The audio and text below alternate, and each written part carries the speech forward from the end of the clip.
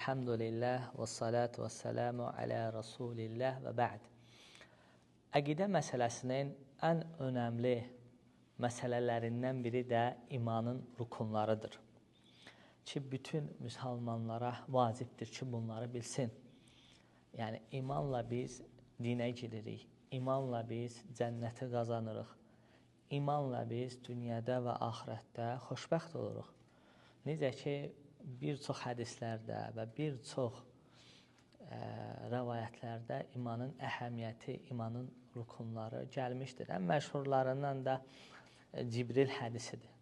Baxın, bu hədisin necə əhəmiyyəti, necə önəmi var ki, Allah Teala sənə imanın rukunlarını öyrətmək üçün mələk göndərmişdir. Cəbrail əleyhissalamı göndərmişdir. Daha ki, sən imanın rukunlarını biləsən. Necə ki, hədisin axırında nə deyir?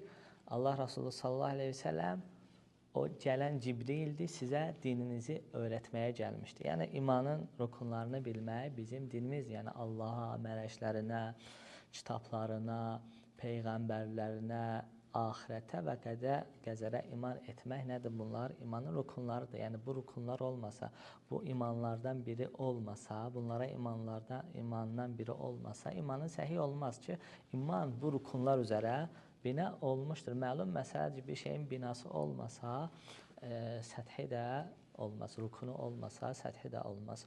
Ona görə də bu haqda kitablar çoxdur. İmanın rukunları haqqında və dərslər də, şərhlər də, 40 hədisin şərhi, Buxarinin, Müslimin şərhində və s. Bu haqda dərslər, zikirlər çoxdur. Sadəcə bir şeyə önəm gətirib, önəm vermək istəyirəm və bir şeyə diqqətinizə çatdırmaq istəyirəm ki, tələbə yoldaşlarımızdan birisi belə bir kitab yazır. Kitabın adı Əl-Əqidə Ən-Nəbviyyədir. Bu kitabın ünvanıdır. Kitab bu məsələdən danışır, yəni əqidə, imanın rukunları. İmanın rukunlarından danışır və önəmli kitabdır və faydalıdır. Ona görə də bu kitabı oxumağı məsləhət görürəm. Qardaş Yəmənlidir, bizimlə birgə İslam Universitetində oxuyur və Allah həmd olsun, Allah Teala belə bir xeyrə ona qapı açmışdır. Barakallahu fikum, cezakumullahu xayran.